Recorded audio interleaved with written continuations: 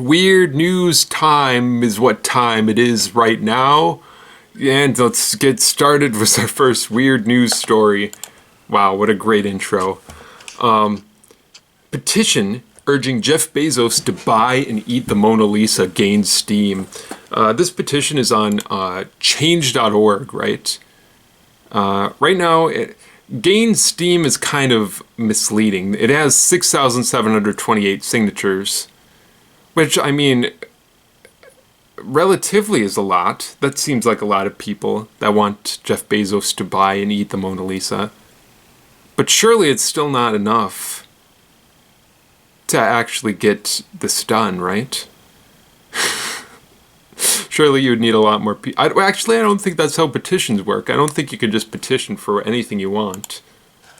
The Mona Lisa, it's based off of its insurance appraisal and adjusted for inflation. The value for the Mona Lisa is estimated to be about $860 million. So definitely Jeff Bezos could afford the Mona Lisa theoretically, because he has a net worth of over $200 billion.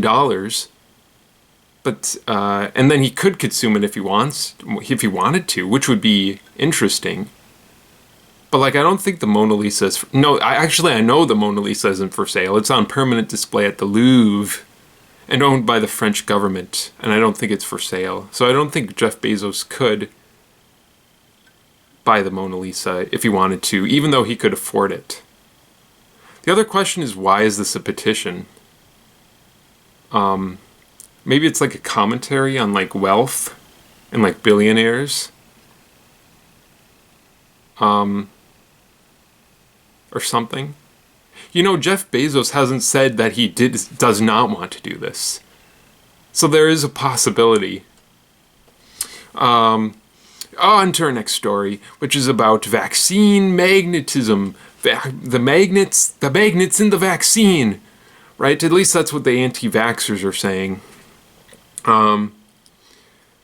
There's a woman during the Ohio House hearing that used a key to prove that she was magnetic. She stuck it right on her chest and was like, if the vaccines aren't magnetic, how do you explain this? Checkmate, or whatever. What would you say? Like, got him, gotcha, owned. And she also stuck it on her neck, but it kind of fell off. That's kind of embarrassing. Even if there's not, okay, let's be clear. There's not any like magnetic material in the COVID vaccine. But even if there was, the vaccine is tiny. It certainly isn't enough to magnetize a person. You would need a lot of stuff. Lot of stuff. To become a lot. What am I trying to say? There would need to be a lot of magnetic material to. I'm saying this like I know that this could happen. Could you even magnetize a person? Probably not. And obviously the reason this key is sticking to this woman is just because like the sweat and oil on your skin has a pretty high friction coefficient, right? Is that what it's called? Did I use that right? I don't know. Hopefully I did. But like, it's just sticking to her because you're sweaty and oily. And sorry, like, and even if the vaccines did make you magnetic, is that really, how is that a drawback? That seems more like a superpower. Can you imagine just helping out, like your friend asks you, oh, can you help me move my refrigerator magnet collection? And he's like, I can, and you'd be like, oh, I can take all of these magnets in just one trip. He's like, I don't believe you. He's like, oh, and you could be like, oh yeah, I bet you $10 I could. And it's like, okay, you're on. And then you take all the magnets and you're like, watch this, and then you just stick them onto yourself, and then you win $5. That, it could be the benefits of this, I think. Okay, let's move on to our next story. I was completely inside, says a lobster diver from Massachusetts after being swallowed by a whale. I didn't know that is possible. Actually, it's not possible to be swallowed by a whale. But we'll get to that.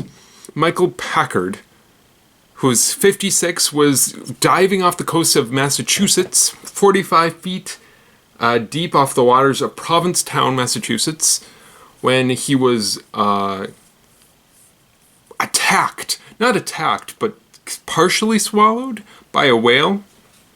Okay, let's get something straight though.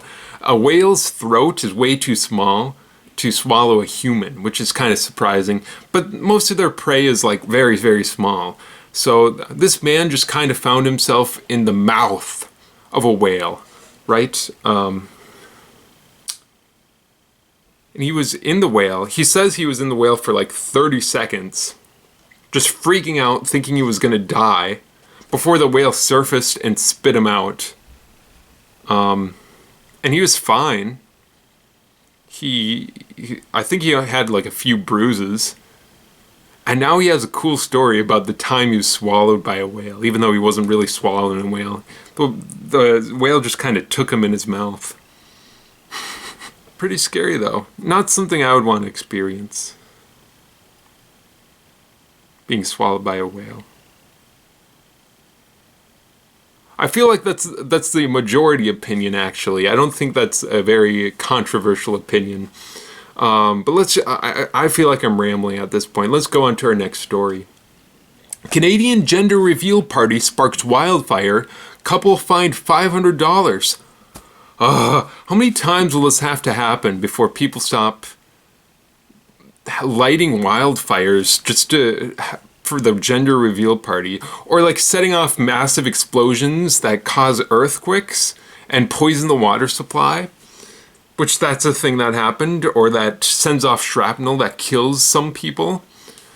Like really, the first like gender reveal thing was like a lady made a cake that had like that was like pink or blue on the inside, right?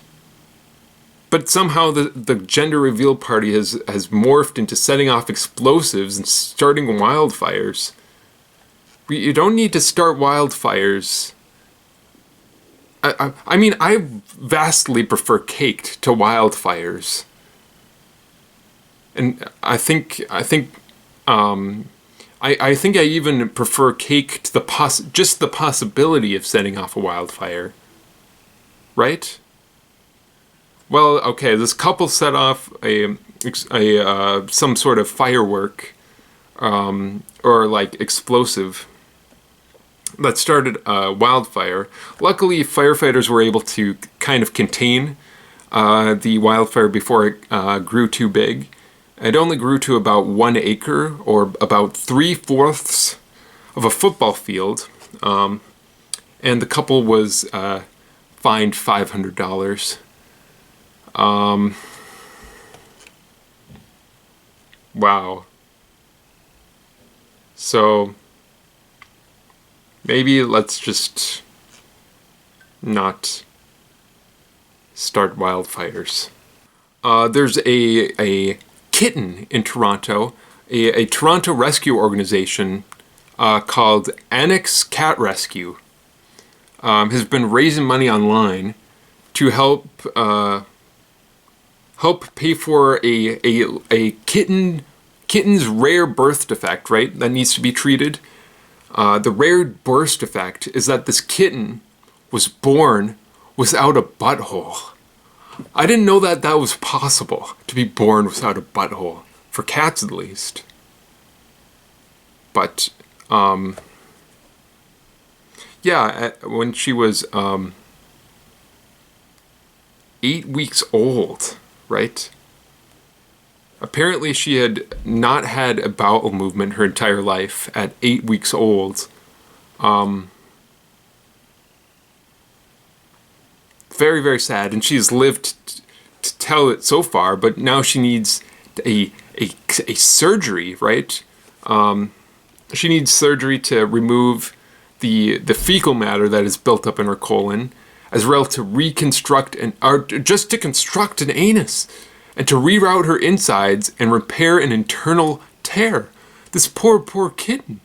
Could you imagine being born without a butthole? It's not funny. I don't know why I'm smiling. It's really sad. It's really sad. Oh, and look at this poor cat. This poor buttless cat. It's so cute, but so sad. Let's move on to our next story. That's hopefully a little less sad. Man who ate $120,000 art banana said he would have done it sooner, but he wasn't hungry yet. This is kind of funny. Okay, there's an artwork by the Italian artist Maurizio Cattelan. I probably should have checked the pronunciation beforehand. Whatever. Maurizio Cattelan. And he created an artwork called Comedian where he just duct taped a banana to the wall. And he sold 2 editions of Comedian to private collectors for $120,000 each. Yeah, so apparently you can just do that. You can just, if you're an artist. How do you become an artist? I'm curious. And then apparently another man, who's apparently another artist, ate a banana. Ate the banana, took the banana and ate it. And he went into the museum in the morning, but he wasn't hungry, so he spent 2 hours in the museum before eating the artist's work. And apparently, the artist who ate Cattelan's artwork actually admired Cattelan's artwork and said, "I respect him because he makes fun of everything. This is why I respect him. He's smart. He's genius." And apparently Cattelan, the man who made this banana art, is not mad. Because he's just like, well, what other artist did is performance art. I'm so confused. Speaking of, this has come full circle. Speaking of eating art, at least this art is actually edible. Okay, let's just move on to our next story. Man paints massive "Welcome to Perth" sign on roof of building next to Sydney Airport. Yeah. Guy named Brad Heisman, right? He wrote "Welcome to Perth" on the roof of his warehouse, which is just underneath the approach to Sydney International Airport, which is 3,290 kilometers from Perth, basically the other side of Australia. And he said, "I just wanted to do it to make people panic." As they were coming into the airport, looking at the sign and thinking that they got on the wrong airport.